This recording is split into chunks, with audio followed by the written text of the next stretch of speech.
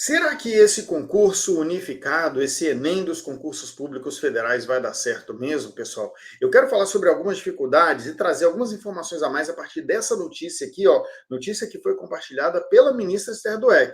Não significa necessariamente que a ministra de Gestão concorda com tudo que está aqui, mas o fato dela ter compartilhado essa notícia parece que ela, de certa forma, está endossando pelo menos parte do que a gente tem de informação aqui, né? E, enfim, vamos tratar sobre isso. Eu quero falar sobre as dificuldades que serão enfrentadas para que eles efetivamente consigam fazer isso daqui.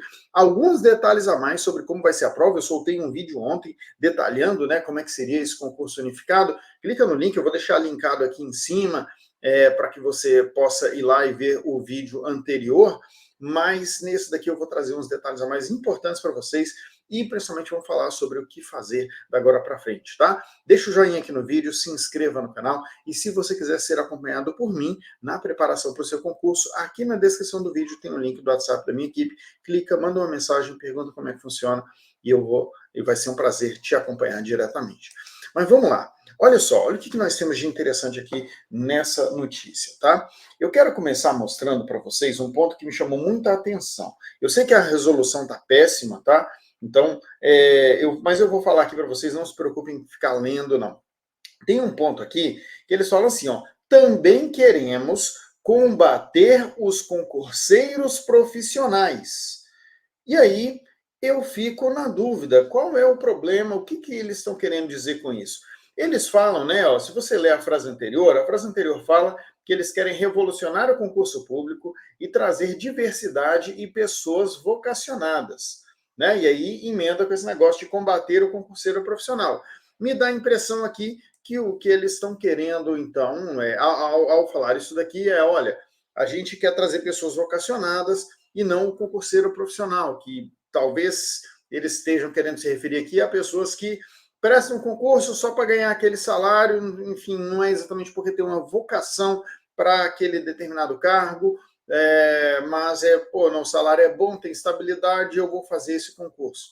Será que é isso que eles estão querendo combater? Coloca aqui no chat o que você entendeu, aqui nos comentários, né? O que você entendeu dessa história de combater o concurseiro profissional. Mas mais do que isso, ainda que seja isso mesmo, como é que um concurso nacional combate o tal do concurseiro profissional?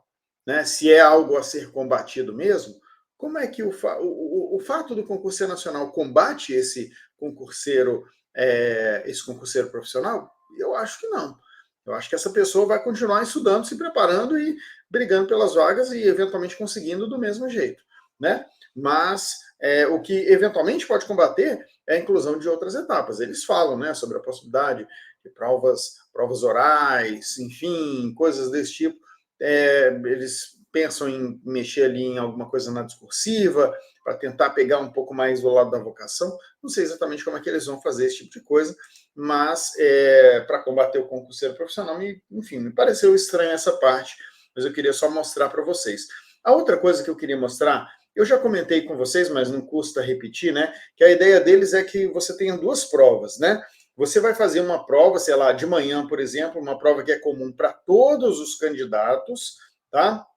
E você vai fazer uma prova em outro período, por exemplo, no período da tarde, que seria de conhecimentos específicos, não do seu cargo, mas da sua área, né? Porque você não vai fazer prova para um cargo mais, você vai fazer prova para uma área, tá?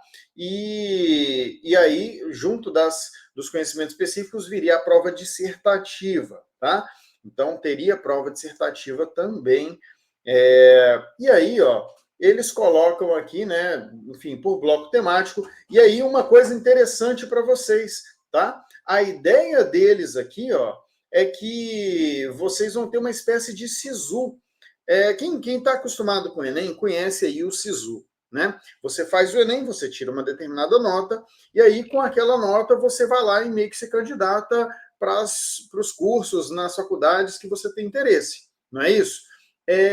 Eles estão pensando em algo que não é exatamente o SISU, mas assim, você não vai concorrer a um cargo só de um determinado órgão.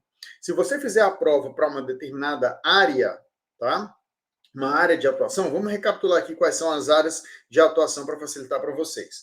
Se você faz uma prova para alguma dessas áreas, ó, políticas sociais, justiça e saúde, educação, ciência, tecnologia e inovação, agricultura, meio ambiente e desenvolvimento agrário, enfim, as áreas estão aqui. Se você faz a prova para uma dessas áreas aqui, você, em tese, poderia concorrer às vagas não só de um cargo, mas eventualmente aproveitar para, né, estar na lista de aprovados dos outros também, eventualmente ser chamado em algum desses outros órgãos da mesma área de atuação, tá? E isso fica mais evidente em um determinado parágrafo aqui, eu vou tentar mostrar para vocês. Ó, vou mostrar aqui para vocês, ó, é nesse... Eita, fiz besteira aqui. Mas deixa eu mostrar para vocês em qual parágrafo que isso fica bem evidente, tá? Essa história de uma espécie de SISU, né?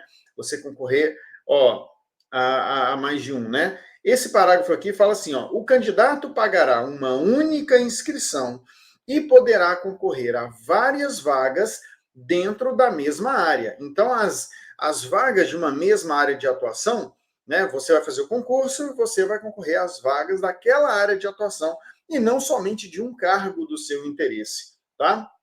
E a seleção para os cargos dependerá da pontuação alcançada nas provas. Então, a depender... O que me parece que vai acontecer, tá? Isso daqui me dá a impressão de que o que vai acontecer? Tem uma determinada área. Poxa, essa aqui é a área... Vou pensar uma que é fácil aqui. A área financeira. A área financeira tem Banco Central, tem Secretaria do Tesouro Nacional, tem CVM, por exemplo, né? E aí, você vai fazer um concurso para a área financeira. E você provavelmente vai colocar em ordem, né? Olha, a minha prioridade é a CVM, a minha segunda prioridade é o Banco Central, eventualmente, talvez alguma área dentro do Banco Central, né? E a minha terceira prioridade é a Secretaria do Tesouro Nacional, alguma coisa assim. E aí, eles vão levar em consideração a ordenação que você colocou e a nota que você teve, e aí aqueles candidatos com maior nota vão tendo prioridade para escolher onde querem ficar. Basicamente, em qual dos órgãos, né? Qual dos órgãos vão ser chamados. Eu estou entendendo que é algo mais ou menos nessa linha. Se você entendeu diferente, comenta aí, mas me parece que é isso que eles estão propondo, tá? Eles falam aqui ainda que as inscrições seriam de R$100, tá? Inscrições de R$100, com isenção para baixa renda e Bolsa Família, beleza? E quanto às datas, né? Já falei para vocês, eles esperam fazer publicar o edital em dezembro, fazer as provas em fevereiro e o resultado em abril. Eles colocam aqui, ó, a previsão de 3 milhões de candidatos, tá? 3 milhões de candidatos, com um custo estimado de 60 milhões de reais a cada 1 milhão de inscritos, tá? 60 milhões de reais para cada 1 milhão de inscritos. Esse custo me parece razoável, tá? Levando por base que o concurso do INSS, que foi um concurso para 1 milhão de inscritos, ele custou 50 milhões de reais. Tá? O Sebrasp foi contratado por 50 milhões de reais para fazer o concurso do INSS, que foi um concurso com 1 milhão de inscritos. Eles estão falando aqui de 60 milhões, me parece razoável, principalmente porque no INSS não tinha prova discursiva, e esse aqui tem prova discursiva. A princípio, todo mundo aqui vai fazer prova discursiva, né? Não devem corrigir, claro, as discursivas de todo mundo, devem corrigir ali dos X primeiros, mas, claro, o INSS só tinha prova discursiva já no curso de formação. Então, assim, o valor parece que está mais ou menos por aí, né? E veja, 60 milhões de reais para 1 milhão de inscritos, quer dizer que vai custar 60 reais por candidato, com a taxa de inscrição de 100 reais por candidato. Só que como tem o pessoal isento, na média vai ficar provavelmente elas por elas, né? Em média vai custar 60 reais por candidato, e em média eles vão arrecadar por volta talvez de uns 60 reais por candidato. É o que eu estou imaginando que deve ser a conta deles aqui, tá? Mas, continuando aqui, pessoal, algumas coisinhas aqui antes da gente entrar nas dificuldades que eu quero tratar com vocês. Eles falam aqui, né, o objetivo é ampliar o acesso à população. Olha aqui, ó, eles falam assim, ó, o perfil do servidor hoje é de cor branca e da classe média, que tem dinheiro para pagar inscrições, cursinho e tem tempo para estudar. Há uma burocracia representativa do setor público. Olha só, eu nem quero ficar entrando muito na discussão do que vocês acreditam, pô, tem que se preocupar com esse negócio aqui ou não, tal. Mas veja, o que o concurso nacional vai mudar nisso daqui? O concurso nacional, digamos que isso aqui é a verdade, tá? Olha, o perfil das pessoas que passam nos concursos são, sei lá, pessoas brancas, de classe média e que têm dinheiro para pagar a inscrição, tá? E para pagar cursinho. Bom, a menos que eles ofereçam agora, de cara, cursinho gratuito, alguma coisa assim, para aquelas pessoas que não têm condição, que pelo menos até agora eles falam que pretendem fazer isso, né, mas até agora não tem nada disso rolando. As pessoas que têm dinheiro, que têm condições, já estão se preparando, né? Tem gente, por exemplo, que realmente tem condições e que está, sei lá, fazendo mentoria comigo, está estudando com bons materiais aí. Essa realidade vai mudar? Eu acho que não, tá? Eu acho que não. E fora isso, né? O fato, essa parte aqui de cor branca, não sei o quê, poxa, tem as cotas já e eles pretendem aumentar, né? Falam em aumentar as cotas, enfim. Então, sei lá, né? Parece uma mistura de assuntos aqui que não tem exatamente relação com o concurso nacional. O concurso nacional, a única coisa que vai permitir é que aquela pessoa realmente hipossuficiente, né, financeiramente, que não teria dinheiro para pagar o deslocamento para ir fazer a prova numa capital, possa agora fazer a prova numa cidade do interior mais próxima de casa ou talvez na sua própria cidade. A pergunta é, essa pessoa vai ter condições de competir com aquela outra pessoa que vai continuar fazendo a prova do mesmo jeito? Aquela pessoa que tem mais recursos, que está se preparando com um bom curso, que eventualmente está sendo acompanhada por alguém que é especializado em não sei o quê, que acredito que seja o meu caso, por exemplo. Eu acho que os alunos que eu estou acompanhando, eles têm uma certa vantagem, né? E não vou parar de fazer isso, tá? Não vou, nem reclamo, eu vou continuar. Inclusive, se for do seu interesse, manda mensagem para minha equipe aqui e pergunta como é que você faz para estudar diretamente comigo e vou fazer o possível para tentar te ajudar a conseguir a sua vaga. Mas vejam, enfim, me parece uma mistura de um monte de coisa aqui, tá? Mas vamos só fechar aqui. Tem uma coisinha que eu queria mostrar para vocês ainda, né? Eles falam aqui, ó, que, né, um dos objetivos, né, esse negócio de agrupar os candidatos por áreas, né, por competências e não por carreiras extremamente especializadas, vai dar flexibilidade para o setor público. Basicamente, a ideia aqui é a seguinte, voltando ao exemplo do setor financeiro, que é mais fácil. Você fez um concurso para a área financeira ali, que inclui STN, CVM, Banco Central. Pô, se daqui a 10 anos, por algum motivo, eles não estão precisando de tanta gente mais na CVM, mas estão precisando de gente no Banco Central, eles poderiam te realocar. Pegar você que estava na CVM e levar você para o Banco Central, ou pegar você que está no Banco Central e levar para a Secretaria do Tesouro Nacional, enfim, girar entre concursos da mesma área, entre cargos da mesma área. É isso aqui que eles falam nessa parte aqui dessa flexibilização, tá? Outra coisa aqui, eles falam sobre concurso ser mais democrático, não sei o quê. E vamos lá. Tem um ponto aqui que eu queria fechar, que é isso daqui, ó. Eles falam assim, ó, que o modelo de concurso público não reflete as necessidades do país, é uma prova gigantesca, cheia de decoreba, e se vai atrapalhar a vida do concurseiro, lamento, a gente criou uma indústria para ensinar decoreba de legislação, e é verdade, né? Os cursos preparatórios ensinam decoreba de legislação, por quê? Porque a prova é decoreba de legislação. Se a prova fosse diferente, você ensinaria outra coisa. Mas se a prova é decoreba de legislação, você tem que ensinar decoreba de legislação, e é isso que ele fala aqui, ó. Não é culpa dos cursinhos, mas dos concursos. Tem pessoa que consegue ficar 2, 3 anos parada para isso, e isso amplia as desigualdades. Enfim, eu tenho minhas dúvidas se o concurso nacional vai realmente atacar alguma dessas coisas aqui. Pelo menos não ficou claro para mim como que eles efetivamente pretendem atacar esses pontos, né? Beleza, a prova é decoreba. Vocês vão mudar a prova? Como é que vocês vão mudar exatamente, né?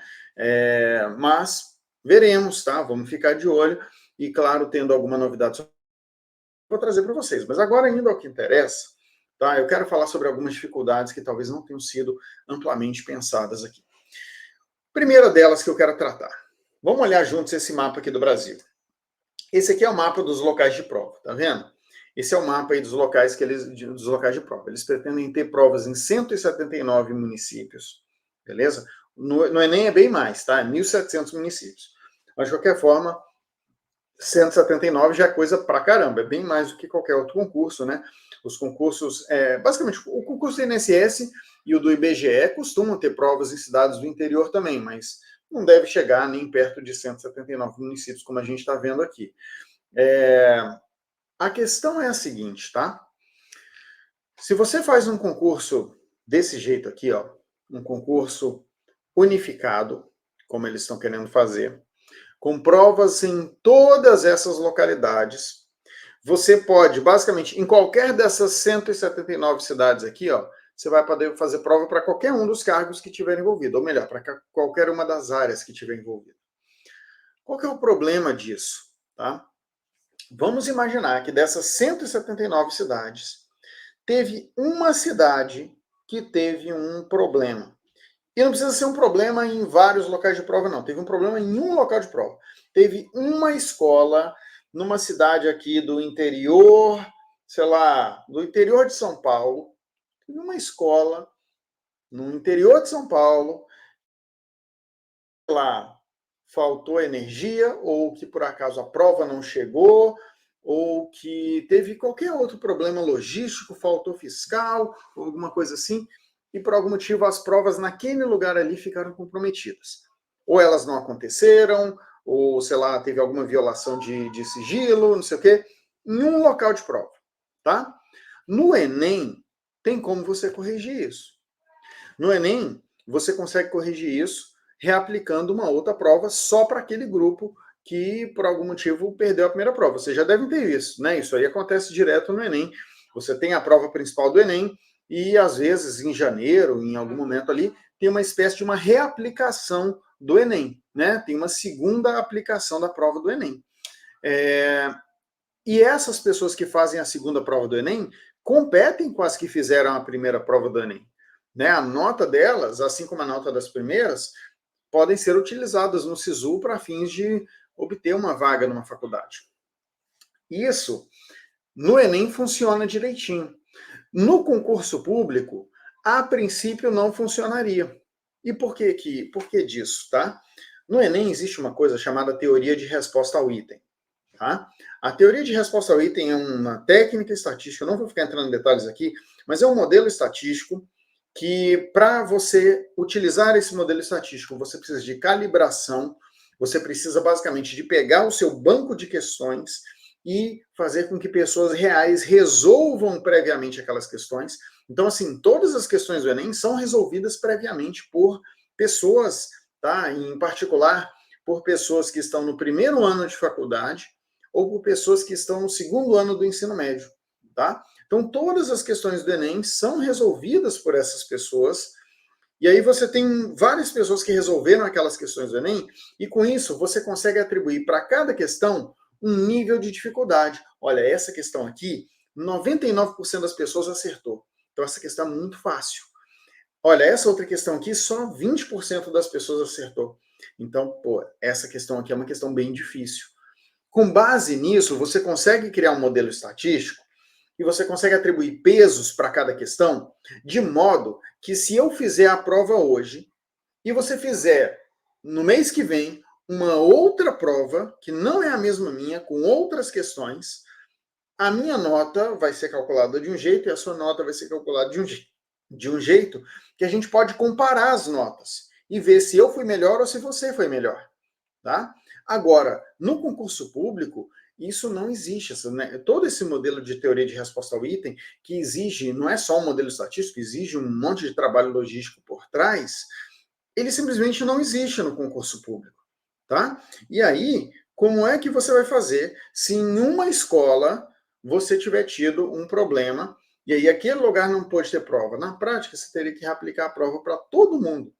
Para todo mundo. Ou pelo menos para todo mundo das mesmas áreas, né? Porque eventualmente não. Ó, né? Teve uma escola lá no interior de São Paulo que teve problema só para a área de concurso ali, sei lá, para aquela ali de agricultura, meio ambiente e tal. Beleza, então para todo mundo do Brasil que fez a prova de meio ambiente, agricultura, não sei o quê, todo mundo vai ter que fazer a prova de novo.